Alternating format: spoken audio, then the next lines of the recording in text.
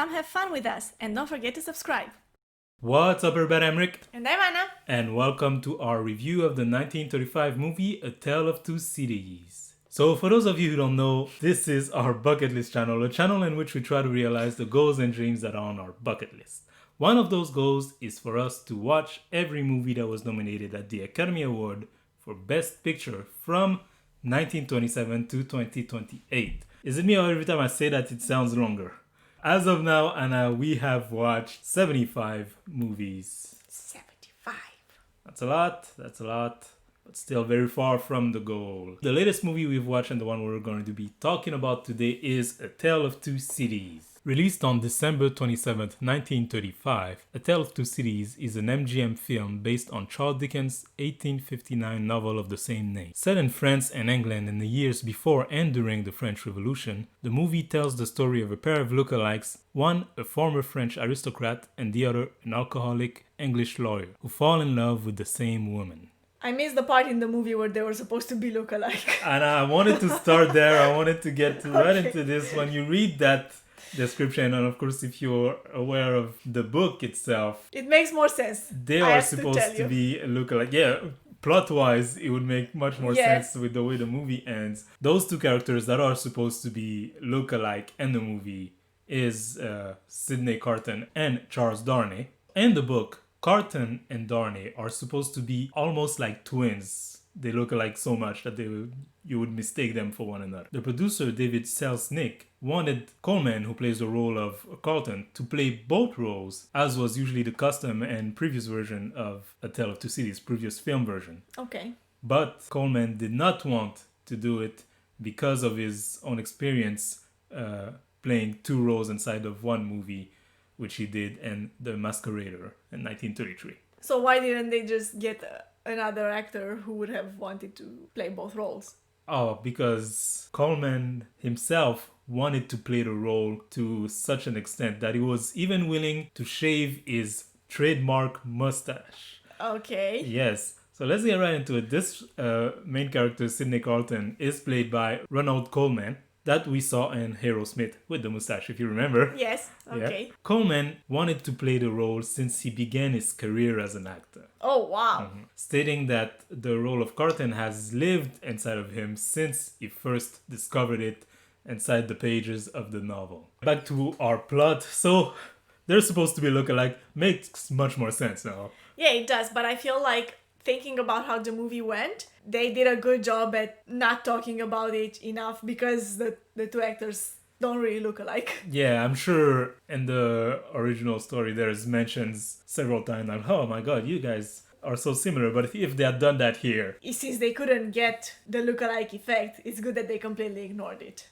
Apart from this whole twin, not twin, lookalike, not lookalike thing, did you enjoy this movie that we've just watched? I did. I really, really enjoyed it, and there are several elements about the movie that really impressed me. One, I feel like, I don't want to say it's the first one, but of all the movie adaptations of great novels, you know, that we've watched for this goal, as part of this goal as of now, I feel like this did a really good job, like probably the best of them, with like really complex stories and intricate plots and not making it feel like, you guys cut off half of the novel and the important parts too. Exactly, you know? Exactly. Like the story is very well put together. It doesn't really feel like anything is missing. It does have logical connections between different points in time of the story. And I feel like this is where other such movies have failed before. Yeah. And this one did a good job, so I'm impressed with that, first of all. Second of all, I have to say I applaud this movie for managing to do something that historical movies, especially those that revolve around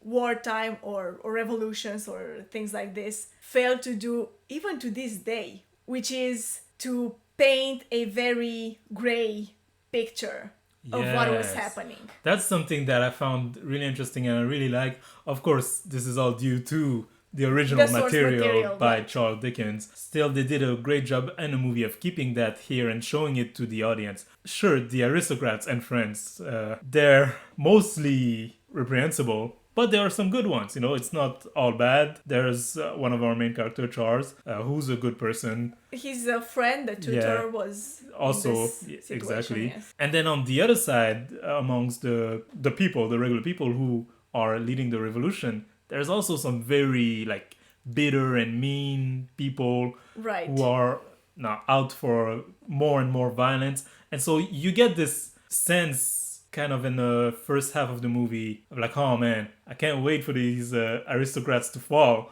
They're so full of themselves. And when they do fall and things turn violent, you're kind of like, oh man, these revolutionary people, they're not that much better, huh? Yeah, they're actually mean and they're not really delivering justice. They're delivering their justice. Exactly. And it makes you question, you know, the whole event, not question the events in itself, but the way things went, you know, because nobody can deny that the people were oppressed and needed to, you know, free themselves from the, you know, oppressive machine of the aristocracy and the monarchy. But at the same time, the way they go about it afterward, you know, after gaining their victory, you quickly realize that, you know, getting rid of one evil doesn't just solve society's issues. Right, exactly. And so that's very interesting. There was one lady, one of the aristocrat lady, who said while she was in jail about to be killed towards the end of the movie, you know, she was praying and saying, forgive them for their mistake, even though they didn't forgive us for ours. You know? Yeah. But over the whole class thing, there is also a story in there with characters, with motivations of their own that have nothing to do with the French Revolution. Mainly a love story. What did you think of that whole part of the story?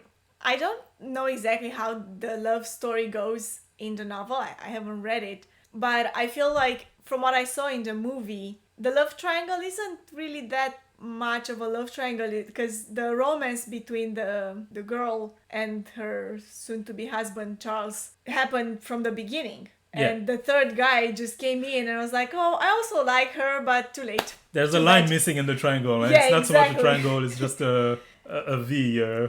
Oh, yeah, exactly. But I have to say, I like the story. I like how it went. I liked how their relationships are portrayed. I guess I enjoyed that also one of our main character is deeply flawed. He's an alcoholic, unrepentant about it too, because people keep telling him the whole time during the movie, like, you should stop this. And he's just like, what am I supposed to do? You know, like, exactly. I drink because I want to, and then if I don't, what? And he almost thinks about stopping for the girl he loves, but there's future there. Yeah, exactly. And so he just keeps drinking. So it's interesting to see him go, and then at the end, he has this heroic moment by sacrificing himself so that Charles to save the husband of the woman that he had loved. Yeah. So I think there's a very interesting character arc to start with a character that is that flawed and doesn't just halfway through the movie like, oh, I'm done with alcohol and now I'm perfect. You know, it never happens like that. He's a real person with a real... What I like is also how the movie ends,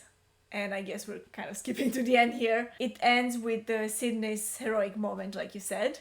And that's the story that they were telling. Like, you realize, like, really... it was more his story than anything else. Yeah. So we've been mentioning a lot of these characters, and we've already talked about Ronald Colman, who plays Sydney. But let's look at some of the other actors that are part of this movie.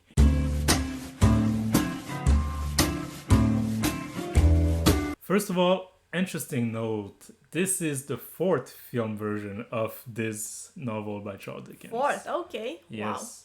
Previous three were made in 1911, 1917, and 1922. All silent. This is the first with voice. It was directed by Jack Conway of Viva Villa and Live Old Lady fame. So Live Old Lady also nominated for Best Picture in 1936. So he had two movies there. That's a good year for him. And I guess we didn't talk about it, but this movie came out right at the end of the year 1935. And I guess that's why they included it in the 1936 list. So yeah, it stars Ronald Colman that we already talked about. Elizabeth Allen in the role of Lucy Manette. We saw her in another Charles Dickens adaptation, David Copperfield. Okay, I didn't recognize her. Donald Woods as Charles Darnay, who we saw in Anthony Adverse and also The Story of Louis Pasteur. Once again, always there. Edna May Oliver as Miss Yes. Frost. So good. Yes, we saw her and Cimarron, Little Women, David Copperfield, Romeo and Juliet. So I hope this isn't the last time we see her. I haven't I checked hope actually, not. but she's always delightful to watch. And rounding up the people that I chose to highlight, because there were a lot of actors in this movie, of course. Blanche Yurka as Madame Thérèse Defarge. And this is Blanche Yurka's first feature film role. She was previously a Broadway actress. Oh, okay. She does bring the flair of Broadway. Yeah. She really does. This movie, Anna, is generally regarded as the best cinematic adaptation of this novel.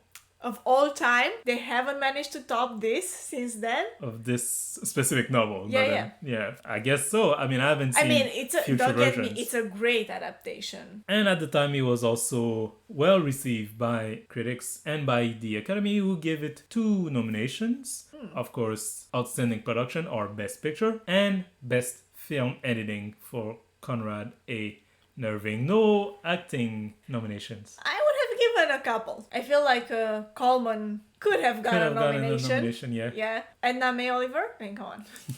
Not only that, she's always so good, but I feel like in this movie, her role was like stronger, like more important, more prominent than in other movies that we've seen her in. I was surprised how the whole thing with Blanche Yurka's character, Madame Defarge, ends with Edna's character. Like, I thought like that you match these two is an interesting matchup. Exactly. And I guess now that's Charles Dickens masterfully woven different storylines together and have them converge into a final point. But yeah, I never expected it to end like that with the two of them. Me neither. As I was watching it, I thought it would end the opposite way. Actually, I was pretty sure that's how it would be. But it was very satisfying ending, let's say. Yeah.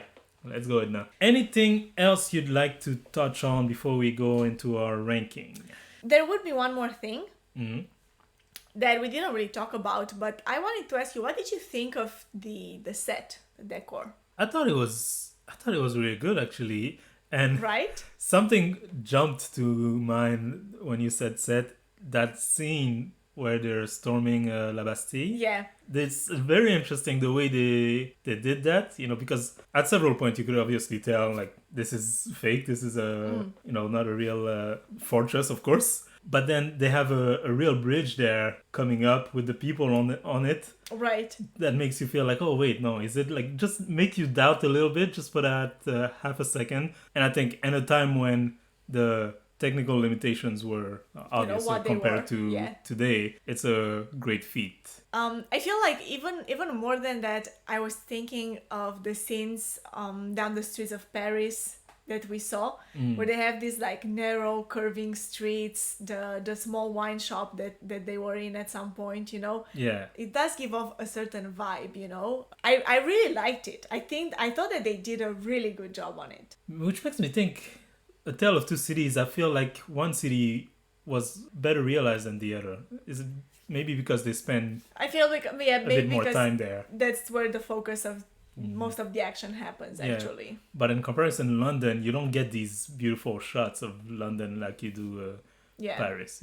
It's also, I feel like maybe if there's one thing, I as I said before, I haven't read the novel, so I don't know, but I feel like you don't really get the tale of two cities, like you don't get the importance of London as much as you get Paris. But I think that's because most of the actual action happens in Paris, so the movie focuses on that. But it's also most of our main characters are English, apart from Charles. Yeah. So it's kind of the story of British people, London people being caught in the middle of this revolution, which is an interesting take on it. Something that is that is rarely touched upon. But yeah, Anna, let's move on to our ranking. Let's rank.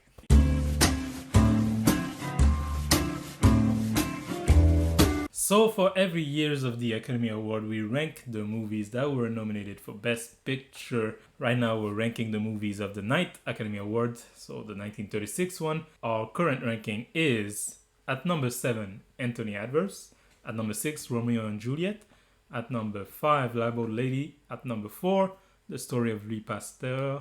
At number 3, Mr. Deeds Goes to Town.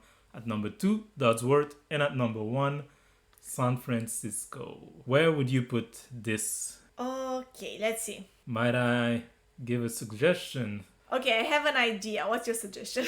I was going to say number 2. I was going to say number 3.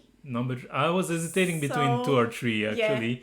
Yeah. So I'm willing to listen to why Dodsworth over this. I feel like here it's from the characters. Dodsworth's character are more realized, but just because there's fewer of them, I feel like Dodsworth, while having I don't want to say simple because it's not a simple story, but let's say less complex maybe, and more focused on a short period of time, small group of characters. It does manage to fill the whole time of the movie perfectly. You know, it feels like from the beginning to the end, you watch this like straight line of a story that's like captivating the whole way through. Whereas here, yes, it's true, like we said, it's a great adaptation of a big novel.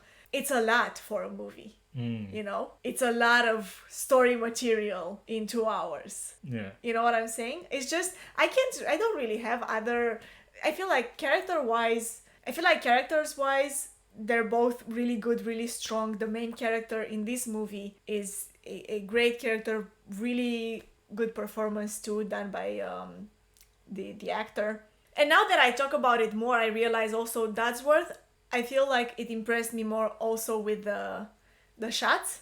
Like we talked about it in this movie, and it was really good. The shots of Paris were really well done. But I feel like Dodsworth, like those scenes in Vienna and in Italy. Yeah. No, they were very well made. Very well, yeah. And you speak of the character I was going to say earlier. I feel like, sure, Coleman's character here, wonderful, but he's the most realized of all of them. And I think that's because there's so many other characters.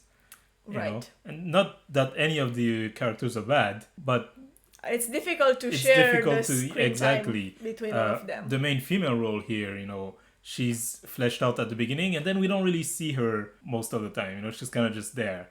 Meanwhile, in Dodsworth, the focus is really just these 2, maybe 3 characters. Right. And we're going all in. And so it's much easier for you to have an appreciation of how complex both of them are. In a sense, I would give it to Dodsworth here, but A Tale of Two Cities, again, juggling that amount of characters and doing such a good job with it is also a feat. I think in the end, it's just a question of feeling, you know? Yeah. And I kind of tend to agree with you if I just go by feeling. Dodsworth will stick at number 2 where it is, and Tale of Two Cities at number 3. Yeah. So, our new ranking is at number 8, Anthony Adverse; at number 7, Romeo and Juliet; at number 6, Libeled Lady; at number 5, The Story of Louis Pasteur; at number 4, Mr. Deeds Goes to Town; at number 3, A Tale of Two Cities; at number 2, Dodsworth; and at number 1, San Francisco.